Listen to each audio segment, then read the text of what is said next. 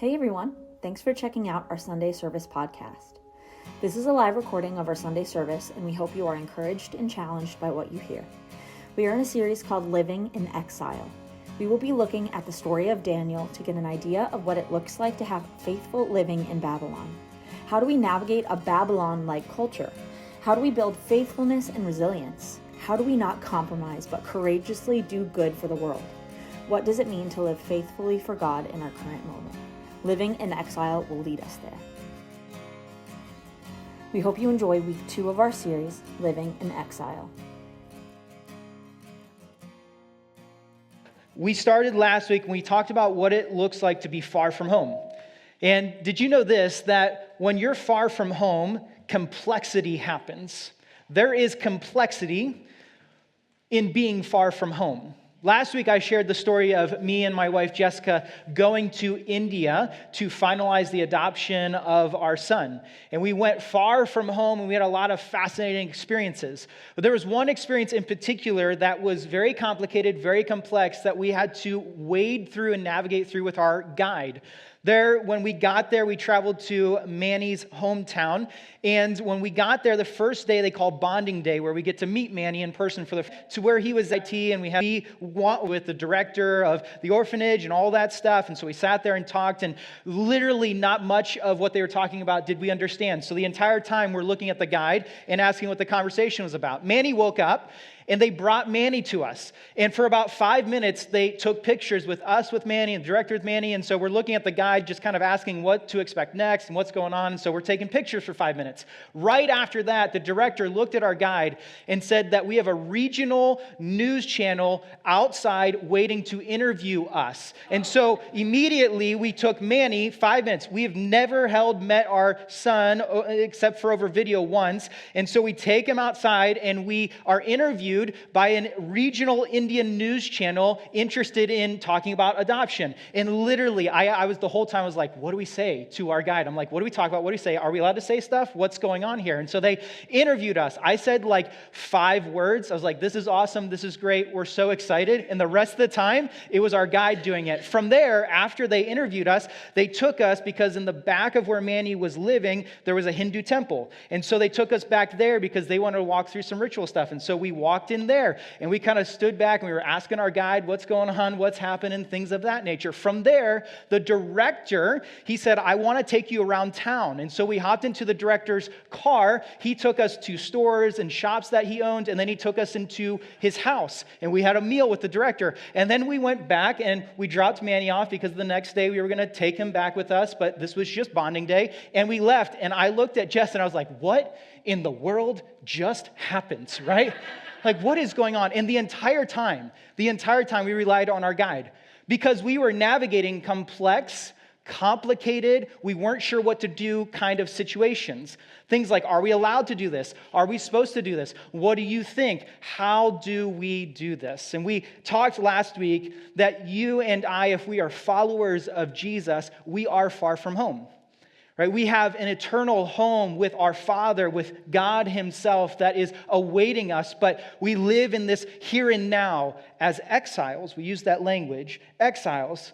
We have a home, but we're not currently living in that home. And so how do we interact with the here and now as being followers of Jesus and followers of the King as we live in a world that is less and less attuned to the one true King?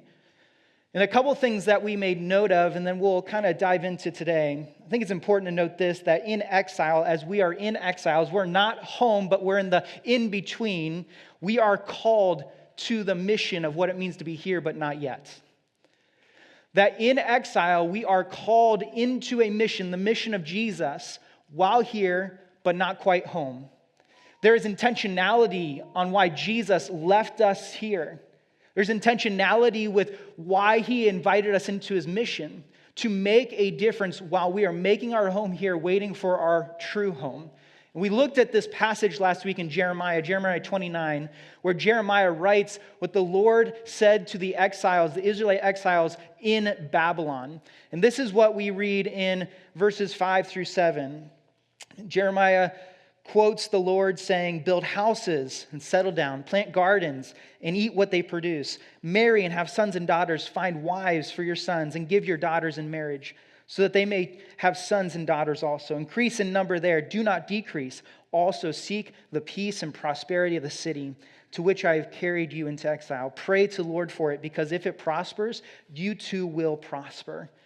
That in essence, what the Lord is saying to the exiles here of Israel that are in Babylon, he's saying, trust me, live faithfully to me. And he says, bless those around you. Be intentional in how you live. Pray for those around you. Bless those who may curse you. Right? As Jesus said in Matthew 6, that ultimately he's inviting them into something more. But the reality about being called to this is what it means, that a calling doesn't necessarily mean comfortability. Usually a calling means complexity. That God is calling them into something not so they can be comfortable and kind of kick back, but he's calling them into his mission, which often leads to complicated and complex things to navigate. And the second thing that I think we need to realize as we sit in exile is that we live in a complex culture less attuned to God. That while we're in exile, we are called into the here but not yet. We're called into this moment, here and now, the plot of land that we sit on. But we also, as we're in exile, are navigating a growing complexity around the world that we live in that looks and is less attuned to God every single day. There's a book that I talked about last week called Faith in Exiles. And they were talking about the understanding of what it looks like to live in the here and now in this cultural moment as resilient followers of Jesus. And what they would say is this, is that current day Babylon, you can best describe as digital Babylon. That ultimately the online world is the new Babylon per se. David Kinnaman is the author, and he writes this: in order to live well and wisely in the complexity of digital Babylon, and thereby diffuse anxiety, we must build our muscles of cultural discernment, the ability to compare the beliefs, values, customs, and creations of the world we live in, digital Babylon, to those of the world we belong to, the kingdom of God. That there is this unique tension. There's this unique tension as we exist here in the here but not yet, that we are called to faithfully live for Jesus in this moment on mission.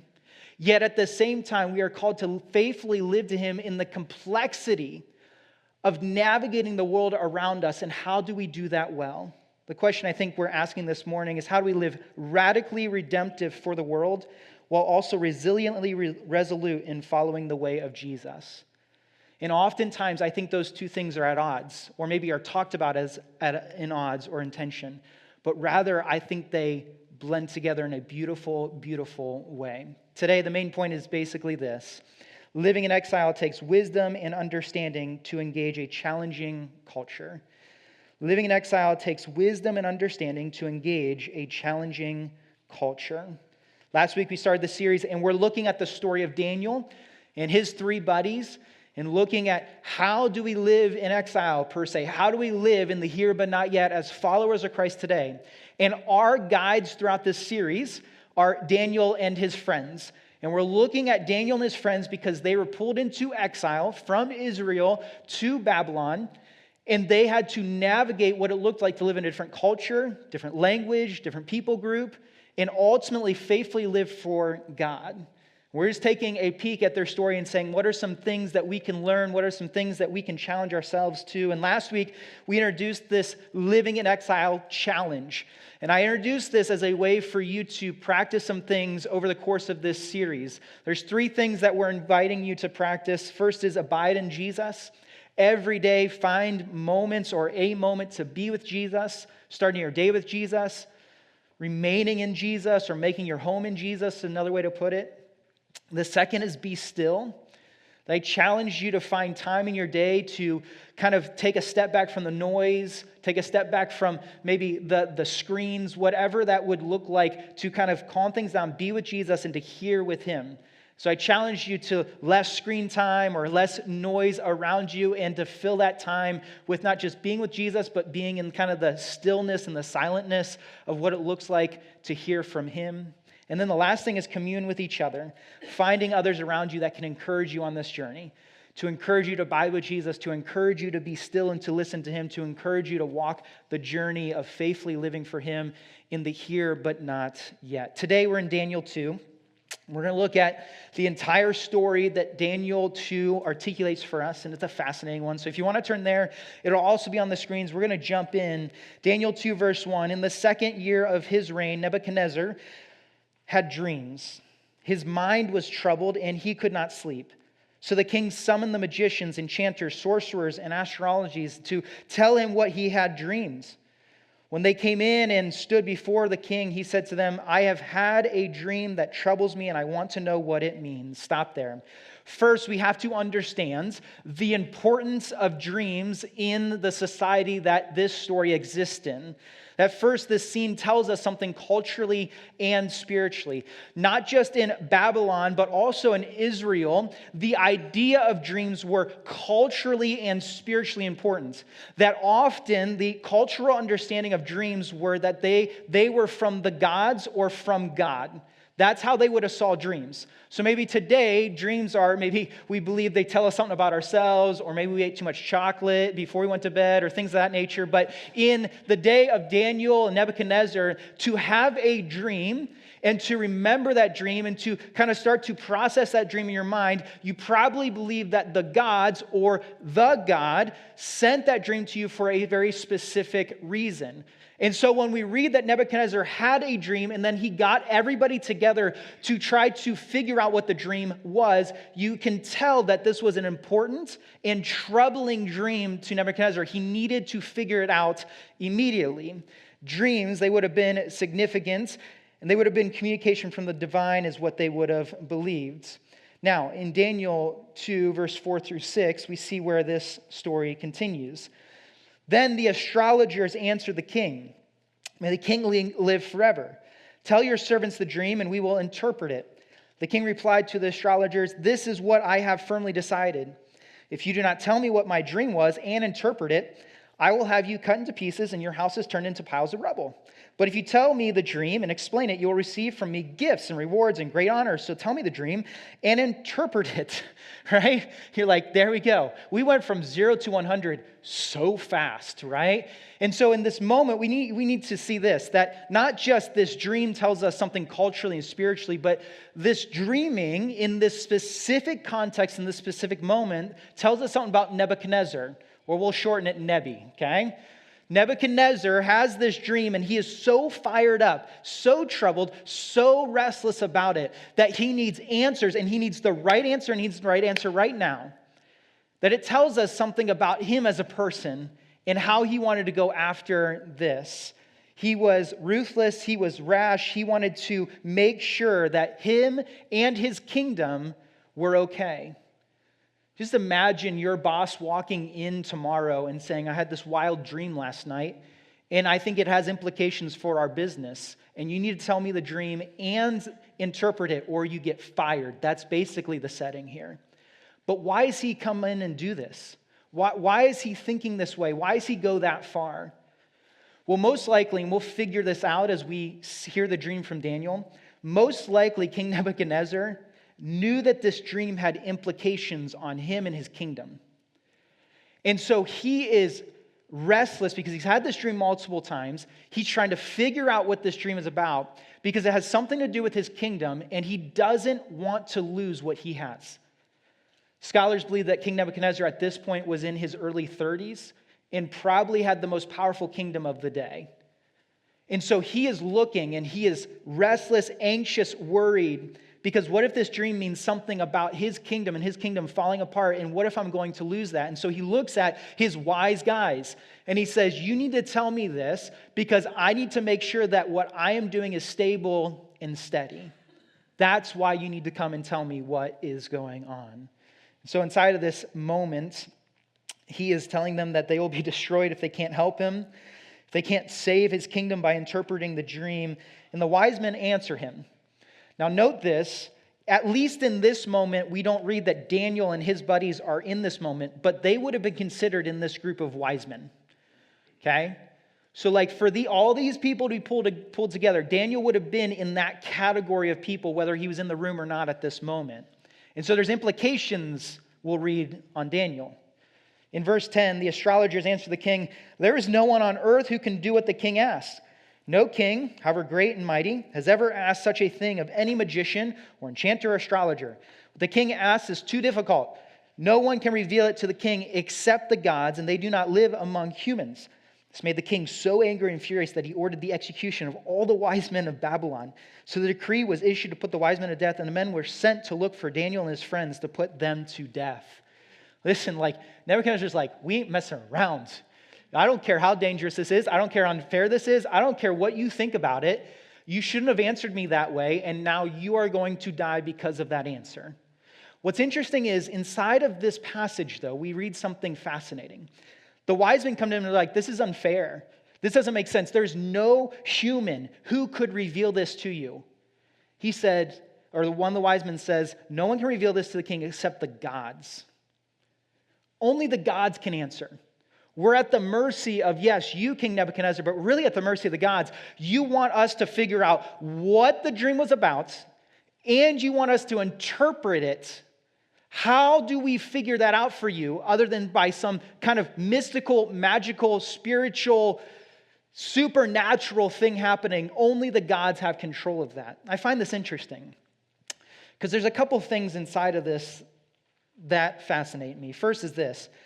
Nebuchadnezzar's name derives from the Babylonian god of wisdom. Isn't it interesting? That the Babylonian god of wisdom, Nabu or Nebo, however you want to pronounce it, would have been the god of wisdom, and they would have named Nebuchadnezzar based off of that god. Which ultimately inside of that tells me this, that not only did they rely on that god to give them answers, right? But more than likely, they would have looked at Nebuchadnezzar and said, the name that you are given tells us something about you. And quite possibly the wisdom that you're supposed to derive as the leader and as the person that we're looking to. And not only that, they would have had a ton of wise men that most likely would have went to the God of wisdom to seek out things that need to be answered. And so inside of this moment, Nebuchadnezzar is deeply troubled, and I think it goes beneath even that he can't interpret the dream or he doesn't know what the dream is. I think he's troubled because his God, himself, and his wise men don't have an answer. They don't have an answer. And so he's trying to process what in the world's going on, and the usual sources of that for him, or what he believed to be the sources of that, have no answer for him. And he is left in this irritated, frustrated, restless, agonizing pain. And he is wanting to take out anybody that cannot help him, because that is the wisdom that he's leaning into. What's interesting is no one can answer the dream, and we see that Daniel and his friends inside this moment are a part of that crew. So in Daniel 2, verse 14, when Arioch, the commander of the king's guard, had gone out to put to death the wise men of Babylon, Daniel spoke to him with wisdom and tact. Wisdom and tact. And so today, what we're going to wrestle with is two different kinds of wisdom that we see play out inside of the world that we exist in. And we're going to look at it through the lens of how Nebuchadnezzar responded to this versus Daniel. Because Daniel, who was about to be executed, they were coming for him, with wisdom and tact, was able to navigate with the commander of the king, being able to see the king. And what we're going to see is there's two different kinds of wisdom. There's a worldly wisdom and there's a kingdom wisdom. And when the complexities of the world around us, the quote-unquote dreams of the world around us, the things that happen that confuse and complicated and complex, the ideas, the beliefs, the things that we're seeing play out, how do we navigate this? It takes a kingdom wisdom to be able to navigate it in the here but not yet. And how does that look? There's two different kinds of wisdom we're going to look at. The first we're going to look at is a worldly wisdom. And worldly wisdom can be best illustrated through Nebuchadnezzar's story and how he navigated the uniqueness of this dream. I would say this, first and foremost, what we see inside of this illustration is worldly wisdom is built on envy and selfishness. Worldly wisdom is built on envy and selfishness. We see King Nebuchadnezzar, he was restless and he was ruthless. He wanted an answer now. Why? Because he wanted to make sure that his kingdom wasn't going to fall apart.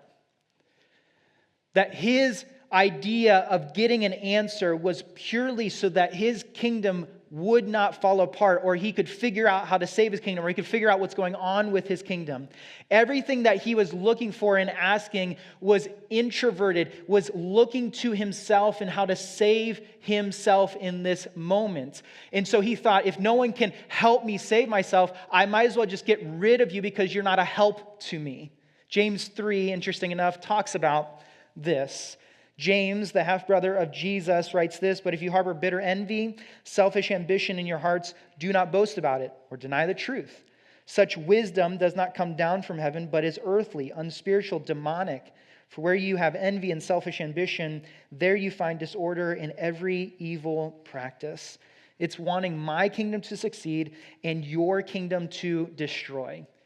Worldly wisdom often promotes my kingdom and maybe the idols of my kingdom instead of God's kingdom.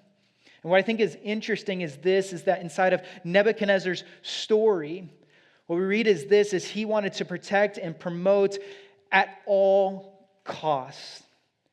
And so I want to make sure that my stuff is being promoted, my stuff is kept safe, my stuff is the stuff that is ahead, and I will do it even if I have to destroy those in my way. It is about my little K kingdom coming to the forefront. We also see this, that worldly wisdom not only is built on envy and selfishness, but it dehumanizes and demonizes. Right? King Nebuchadnezzar was so frustrated, he was willing to kill every single wise man in his kingdom. That he was so frustrated, he thought, the answer is this: if you can't give me what I want, and you can't solve my problem, and you're not on my side, then I would just rather eliminate you. I'd rather eliminate you. Get you out of the way, get you kind of off of the plate so that I can move forward. That ultimately this rage, this anger, this pridefulness ultimately redirected his efforts. I think that when it comes to worldly wisdom, it starts with an envy or a selfishness, and it can very easily turn into dehumanizing, destroying, demonizing those out there, those that are not for me, those that are not for what I am for. Russell Moore, in his book Onward, writes it like this: "How often have I fought the fight I saw in front of me instead of the one that was really there to be fought?" Very easily, worldly wisdom can turn into rage and anger, pointing fingers and us versus them, a pridefulness. You get wrapped up in the argument, get wrapped up in trying to navigate the complexities of culture, that all of a sudden it can turn into these things because they won't agree with me or they're not on the same side as me, and we start to get wrapped up in the conversation right in front of me instead of the conversation that is actually more important, and I'm missing it. Like Paul says in Ephesians, that this battle is not flesh and blood. And so we can very easily go from just an envy, selfishness of my kingdom and trying to build out of that into a dehumanizing and demonizing. Proverbs 18:2 says it like this: "A fool takes no pleasure in understanding, but only in expressing his opinion." That inside of worldly wisdom, what we end up seeing is worldly wisdom actually means to be a fool. And that as Nebuchadnezzar plays this out, what we see is very foolish activity that plays out in his decision-making to navigate this very complex issue and complicated matter. Thirdly, it's built on envy and selfishness. It dehumanizes and demonizes. It can make their truth or make our truth the truth. Selfish ambition, envy usually promotes my truth, little t truth, over the truth. And the interesting thing about this is my truth can be lies I believe, or it can be little t truths that I idolize. And so very quickly what ends up happening is that I can sit on a seat that ultimately is promoting the lies I believe or the little t truths I believe, instead of leaning into what we're going to see is the capital T truth, which we'll get there, is Jesus. And as I navigate these things, what ends up happening is I will choose to stand on a hill that I was never meant to die on, that I was never meant to take a stand on. And that ultimately I can make these things the biggest thing instead of the thing, which we'll see is the gospel of Jesus Christ. My fear is that what often happens as we navigate the complexity and complicatedness of our culture and our world is that we fight for our side because of comfort, not the kingdom. Is that we will take a stand for our side, not necessarily for kingdom matters, but for comfort matters, for what makes me feel good, what makes me feel safe, what makes me feel better, what makes me feel right. And so inside of this, we'll promote those things. Then lastly is this: worldly wisdom, I think oftentimes fears man more than fears God. That as I navigate worldly wisdom, or as I navigate what it looks like, quote unquote, James says, quote unquote, wisdom, I think oftentimes worldly wisdom responds out of the fear of man instead of the fear of God. There's a fascinating book by the author Ed Welch, and the book is titled this: When People Are Big and God is Small. It's a fascinating read. He writes this inside of that: we often are more concerned about looking stupid, a fear of people, than we are about acting sinfully, a fear of God. We fear people because they can expose and humiliate us. They can reject, ridicule, despise, attack, oppress, or threaten us. These reasons have one thing in common: they see people as bigger, that is more powerful and significant than God. And out of the fear that creates in us, we give other people the power and right to tell us what to feel, think, and do. So the question I would ask is, am I fueled by the thoughts and reactions and opinions of others or the truth of God? That at the basis, I will respond, if I am responding out of a fear of people to the complexity of the world, often I'll respond out of not wanting to look stupid, or I'll respond off of what my platform says, or what my leader, my political leader says, or what I don't want my friends to think I'm stupid, so I'll respond to what they think I should say. I'll respond to things on social media because if I don't, then maybe people will assume certain things. And I think this quote is profound and poignant. That am I living and responding to the world around me out of a fear of man or a fear of God? Am I more concerned with what my friend on social media will say? Am I more concerned what my platform is going to think? Am I more concerned what the people around me are going to say to me? Or am I more concerned with what God is inviting me into? Am I more concerned with looking stupid than acting sinfully by the way I respond? That worldly wisdom starts with an envy and selfishness. It dehumanizes and demonizes. It starts to make my little t truth bigger than the truth. And honestly, at the foundation, it is fearing man instead of fearing God. And Nebuchadnezzar navigates the complexity of this dream, which we'll see has deeply cultural impact, deeply kingdom impact, and deep king impact on him. And he navigates this out of a worldly wisdom. If you can't help me, then I'm going to get rid of you. Because it's about me, and it's about my kingdom, and it's about my little t truth, and it's about what I want to see happen. And so if you're not able to, I'm going to eliminate you. And Nebuchadnezzar is leading out of a fear of man instead of a fear of God. Now, on the opposite side, how did Daniel do it? How did Daniel do it? How does Daniel navigate the complexity? Now listen, let's stop here for a second. Because first and foremost, the complexity that Daniel is navigating is not simply the dream. Daniel, when he's met by the commander of the king, has no idea that a dream exists at this point.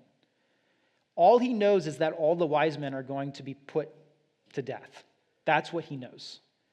And so inside of this moment, listen, Daniel is not sitting there thinking about an answer to the dream. He's sitting there thinking about, how do I save my life and the lives of those around me and navigate that inside of a kingdom that does not necessarily like me.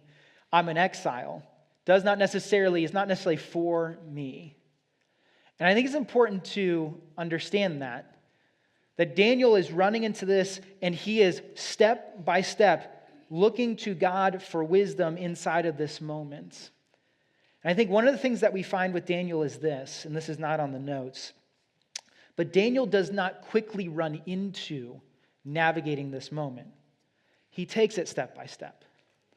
And I think that is a interesting thing in delineation between worldly wisdom and kingdom wisdom, is how fast am I running into the things around me, and I'm making rash, harsh, quick judgments, or am I step by step navigating what is going on and inviting God into that story with me?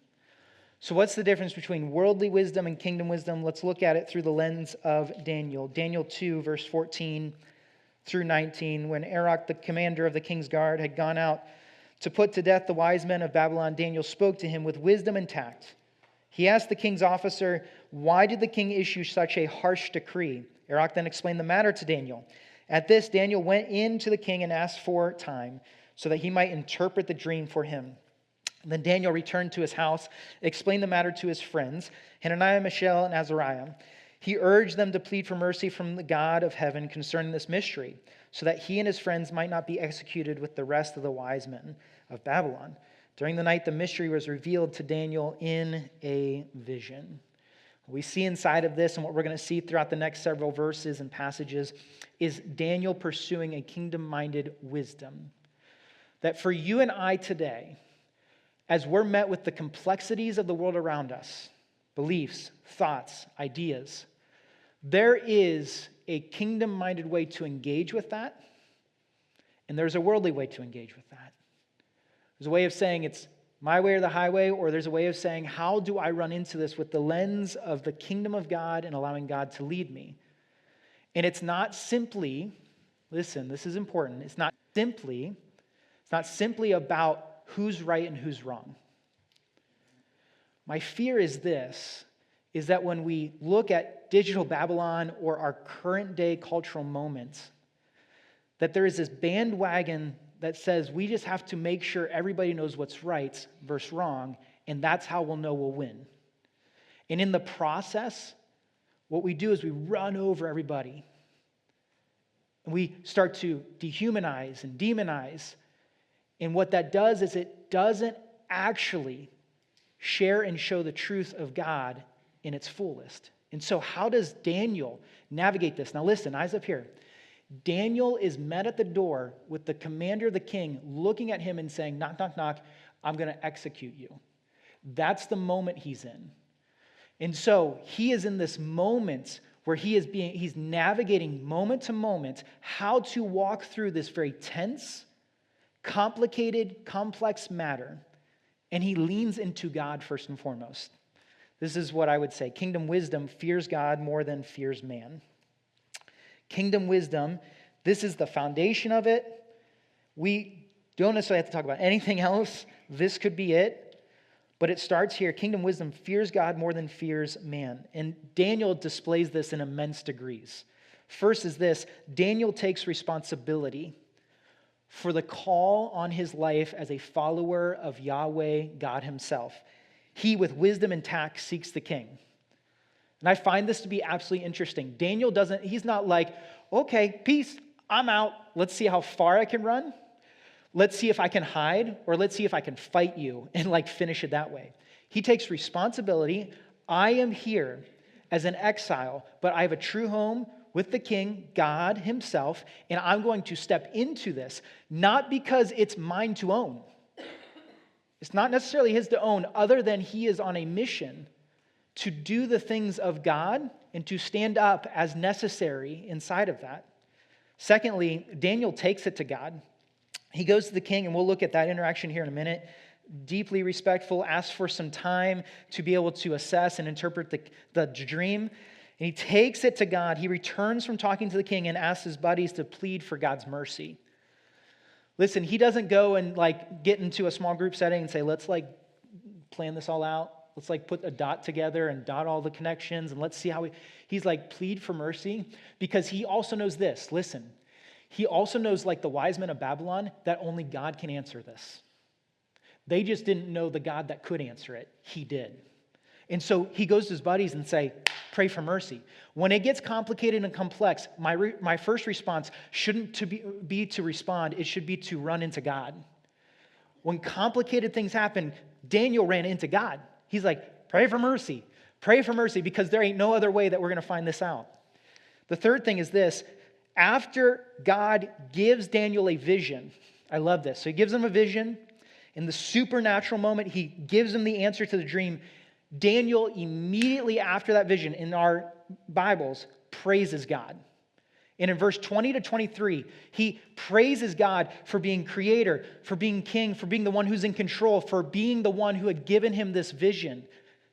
He recognizes that God is the one over everything. Then lastly is this. Daniel gives God the credit. Daniel goes into the king. We're going to jump ahead a little bit in Daniel 2, 29 through 30. He says this, as your majesty was lying there, your mind turned to the things to come. And he's telling Nebuchadnezzar, this is the dream that you're talking about, and this is what's happening. And he says, your mind turned to things to come, and the revealer of mysteries showed you what was going to happen.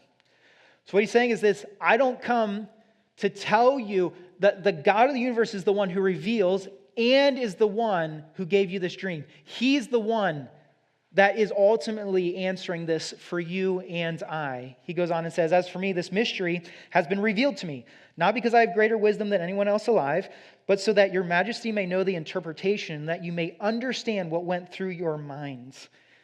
And I love this. Daniel gives credit to God. He gives credit where credit it deserves. And he goes into it and he says, I was just revealed it, and I'm coming as a messenger. I'm taking responsibility, and I'm doing it in a respectful and humble way so that you may know how to navigate the complexities of what is going on inside of your mind.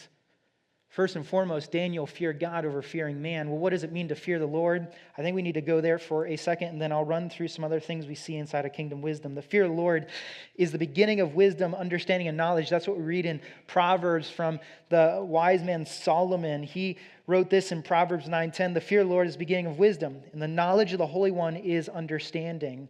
The fear of the Lord is this reverence and awe, this wonder, this worship towards God. It is seeing and living as if God is bigger than anyone or anything else. That is the fear of the Lord. The fear of the Lord is not this fear as I cower. It is this awe and reverence as I bow down. It is not seeking to hide. It is seeking to worship with my life because I recognize that God, the God of the universe, is bigger than anyone or anything, and I'm going to respond to him as such with my life. In that same book, Ed Welch writes it like this: since the fear of the Lord is the great treasure of life. It's interesting, right? The great treasure of life is to fear the Lord. Proverbs tries to woo us into it. It tries to make the fear of the Lord as attractive as possible. Those who fear the Lord will fear nothing else. The fear of the Lord adds length to your life. It is a secure fortress for the one who fears and for his or her children. It is a fountain of life. It brings honor, and it should be praised when we see it. What does the fear of the Lord look like? It looks like loving God and hating evil. The fear of the Lord is to hate evil. It looks like trusting God, reverence, and obeying him. Right? Am I being led by the fear of the Lord, or am I being led by the fear of man? Because when I navigate being led by the fear of the Lord, first and foremost, I will see my responsibility as a child of God and as a servant of the King, and I will take a step into that. But I'll also go to him, lean into him, and how I do it will be dictated by him. So what does this include? What do we see Daniel do as he led into this, fearing the Lord instead of fearing man? First, we see this. Kingdom wisdom looks like humility and godly character. Kingdom wisdom looks like humility and godly character. Daniel plays this out perfectly. Daniel was trusted among the exiles and among the wise men of Babylon inside the kingdom. He was trusted because he lived such a good life. It looked different. He was also humble. Said, this was revealed to me. It is not because I'm wiser than anybody else. I was just given the opportunity to share with you. And I decided to take a step into that. James 3:13, right before that first passage we read, James writes this, who is wise and understanding among you? Let them show it by their good life, by deeds done in the humility that comes from wisdom. So what I would say is this, as you and I choose to navigate the complexity of life and the complicated things of life, first and foremost, we need to choose humility and character as the things that ground us out of the fear of the Lord. And so the questions I would ask myself is this. First, as I'm navigating the complexities and complicatedness of the world around me, am I first and foremost, am I humble towards God?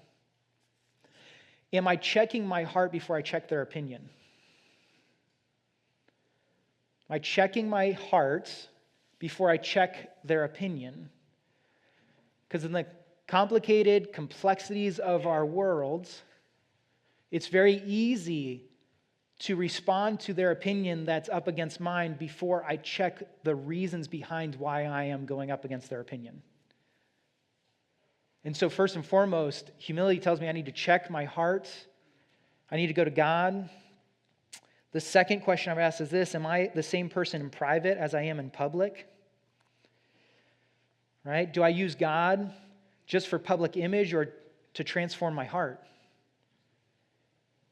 Am I just using God so that I can make a case for this side or that side, or am I allowing God to transform my heart? Am I the same person behind the scenes as I am in the public face? Not just face-to-face, but on social media. Would what I'm standing up for be something that I'm actively living out? And how I would treat someone on there be how I treat someone face-to-face? Like, is the character that I am presenting of myself standing up in how I live? And then lastly, I would ask this question, and we'll get to this a little bit more at the end. As I share truth, as I navigate sharing with others, is it done humbly? Do I care for the other person more than just telling them what's up? And I love this because Daniel walks into the king's court and he makes it all about God and all about helping King Nebuchadnezzar and not about himself. And Daniel, we'll get to the dream here in a minute. Daniel knows exactly where the dream's going to go. And Daniel knows that there's going to be a lot of truth inside of that dream that is going to be shared, and he does it in a way that invites King Nebuchadnezzar in. And so am I going to God humbly first? Am I the same person in private as I am in public? And then as I am able to share truth to those around me, am I doing it humbly? First starts in humility and godly character. Secondly, how do I see the fear of God or fear of the Lord leading me in kingdom wisdom? Well, it ought to look like kingdom wisdom as kind and respectful. Kind and respectful. James 3:17 continues, but the wisdom that comes from heaven is first of all pure, then peace-loving, considerate, submissive, full of mercy and good fruit, impartial and sincere. That as I interact with others, wisdom from heaven, kingdom wisdom ought to be peace-loving. It ought to seek to make peace. As much as it depends on me, Romans 12, seek peace. That it ought to not repay evil for evil, it ought to repay evil for good. That it is sincere, it's considerate, it's full of mercy, it provides good fruit, it's impartial. And so the questions I would ask here is, am I sincere and respectful, seeking peace in the relationship? Am I sincere, respectful, seeking peace in the relationship? That ultimately, as I interact with the complexities, as I interact with the complicatedness of life around us, am I doing it in a way that is promoting and seeking the peace of the relationship and the peace of the world and the peace of that person's life? Am I doing it in a way that is considerate and merciful, is ultimately being led by God? Then I ask this, am I simply just sharing truth, or am I also living truth out in front of outsiders? Am I sharing truth, or am I also living that truth out in front of those who may not believe the truth? I think that it is awfully important to invite the world into our lives to see the difference following Jesus makes, not just simply make statements about that, or make statements about what it means, or make statements about the truth. That ultimately I get to invite others in to see what it looks like to follow truth and what it looks like to invite truth into my life. Colossians 4, Paul writes this, "Be wise in the way you act toward outsiders. Make the most of every opportunity. Let your conversation be full of grace, seasoned with salt, so you may know how to answer everyone." Am I being wise in the way I'm acting towards outsiders? Am I inviting them to see my life? Am I inviting them into life with me? And as I invite them in, am I seasoning every conversation with grace?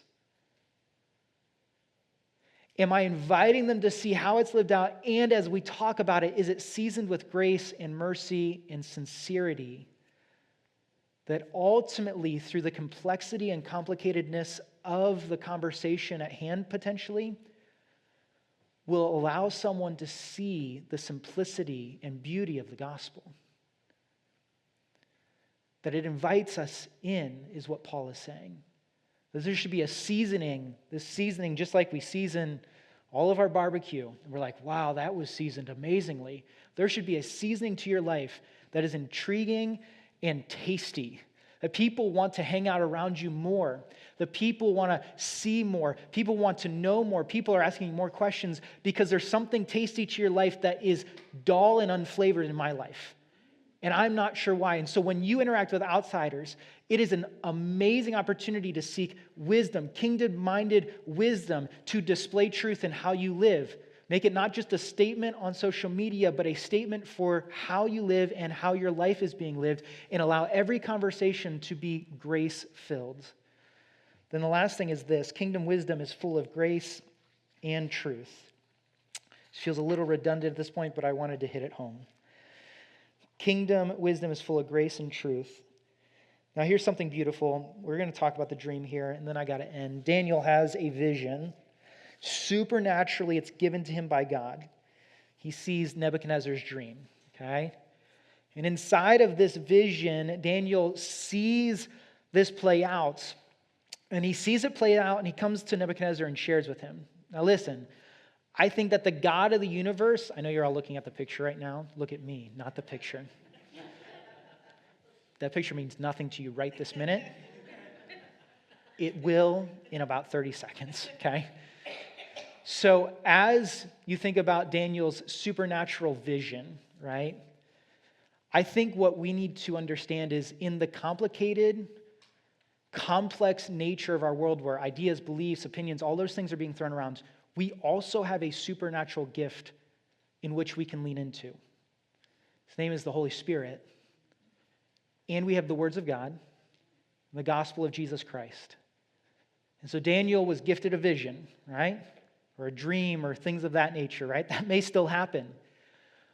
But we also need to recognize this, that each and every one of us who have said yes to Jesus have the Spirit of God who is guiding and directing and leaning into our lives. The supernatural gift of the Spirit ought to be where we lean into when the complexity and the complicatedness of the world around us hits us. Daniel's given this vision. And just in short, you can read this. He's given a vision of a statue in Daniel 2. The statue has different sides or different parts to it and made of different materials. The head of gold, we see silver, we see bronze, we see iron, and then at the feet is iron and clay. And then there's a rock at the bottom. I'll get there in a minute. And basically, in a sense, Daniel explains to him that not only is this dream here to tell you about your kingdom, but it's to tell you about kingdoms that will come that look very much like yours. That this dream was highlighting kingdoms of the world that existed right there, right now in Babylon, and would exist in future kingdoms. Exist in future kingdoms playing out power and prestige and control of the world. So many scholars throw Rome into this kind of conversation and throw other powerhouse kingdoms of the world that have come. Then at the end of that kind of statue explanation, Daniel then says, but then there was a rock cut out. And that rock that was cut out ended up smashing the statue. Ended up coming in and smashing the statue and breaking the feet, and all of a sudden, it kind of falls apart. We read this in Daniel 2, 42 through 47. Daniel says this, in the time of those kings, the God of heaven will set up a kingdom that will never be destroyed, nor will it be left to another people. It'll crush all those kingdoms and bring them to an end, but it will itself endure forever. This is the meaning of the vision of the rock cut out of a mountain, but not by human hands. A rock that broke the iron, the bronze, the clay, the silver, and the gold to pieces. The great God has shown the king that they will take what will take place in the future. The dream is true and its interpretation is trustworthy. Then King Nebuchadnezzar fell prostrate before Daniel, paid honor, and ordered that an offering and incense be presented to him. The king said to Daniel, surely your God is the God of gods, the Lord of kings, the revealer of mysteries, for you were able to reveal this mystery. How beautiful is that? Here's the reality.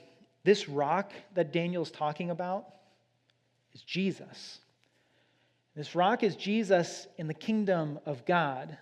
Is going to be set up to ultimately one day take down the kingdoms of the world. But listen to this. The rock crushes this statue. The rock comes in and just obliterates. Just imagine having that cool of a dream where it's just like rock. You're like, what happened, right? That's why King Nebuchadnezzar was freaking out a little bit. Statue, rock, I don't know what to do. Well, here's what's fascinating about the rock. We see Jesus, he's the cornerstone. We see Jesus mentioned as the rock and as the one to come to be the foundation. And Jesus as the rock, how does the rock end up crushing the kingdoms of the world? He was crushed for us. Then, in a roundabout way, this rock comes in and crushes the statue because he was first crushed for us so that we could be in relationship with him. 1 Peter writes this in chapter 2. It says they called him, this is Jesus, every name in the book, and he said nothing back. He suffered in silence, content to let God set things right. He used his servant body to carry our sins to the cross so that we could be rid of sin, free to live the right way. His wounds became your healing. You were lost sheep with no idea who you were or where you were going. Now you're named and kept for good by the shepherd of your souls.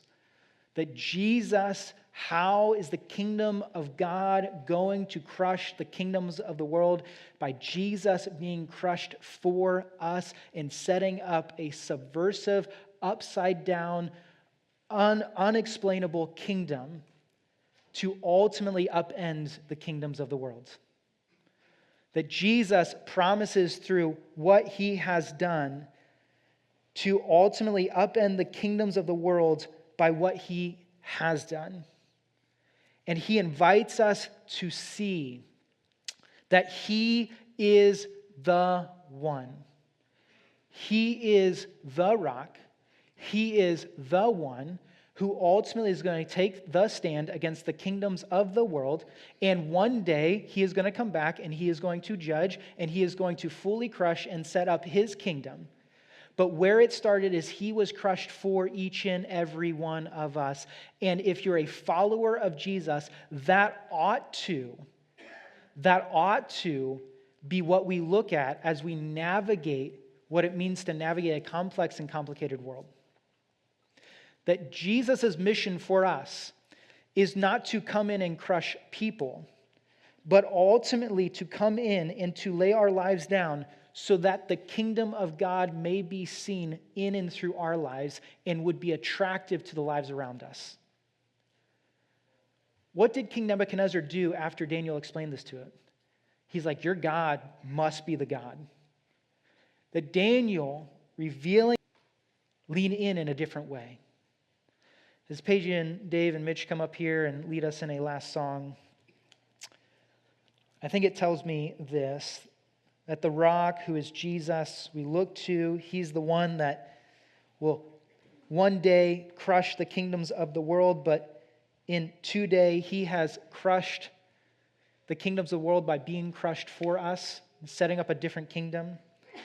In John 1:14, we read this, that he came full of grace and truth. He came bringing God's kingdom. The Word became flesh, made his dwelling among us. We have seen his glory, the glory of the one and only Son, who came from the Father, full of grace and truth. That inside of this moment, what we see is this, is that Daniel is pointing King Nebuchadnezzar to Jesus. Whether Daniel would have explained it like that or not, or Nebuchadnezzar probably would have known or not, pointing him to Jesus. That Daniel, at the end of this navigation, of ultimately receiving this vision, he not only with kindness and respect, gentleness and humility goes into the king and offers up something, but he points him to truth. He points him to grace. And so the question I think we got to end on here is this. In how I am living, am I making Jesus make more sense, or am I making Jesus more confusing to the world around me? Kingdom wisdom seeks to make Jesus make more sense, both with grace and truth. Worldly wisdom makes Jesus way more confusing. And what Daniel is inviting us into and God's inviting us into ultimately here is what it would look like to navigate our complex, complicated, it's not slowing down, it's not getting simpler, cultural moment in the world that we exist in. Don't expect it to slow down, and there's nothing on a human end of the spectrum that we can do about it. But we can decide to live for the kingdom of God, which actually has better and more eternal results, and seek to live a kingdom wisdom that points people to Jesus in the midst of the confusion and the soup that everybody is looking at. And so, Father, we thank you. We thank you that you are God and we are not. We thank you that you love us, lead us, help us as we seek to live in the here but not yet, in the complicatedness of that, that, Father, you would ultimately surround us with your grace and truth, to not set up on a hill to die on of selfishness or of the little t truths or the minor things, but ultimately that we would stand on the hill of Jesus and that we would make a difference for his kingdom and his kingdom alone. We're grateful that you are the rock who will one day crush all the kingdoms of the world. Right now, right here, would you help us see that you are crushed for us and you're inviting us to share that good news with those around us. We pray this in your name. Amen. Thanks again for joining us this week. We hope you listen in again. Like and share this podcast with your friends. Join us next week as we continue in our series, Living in Exile.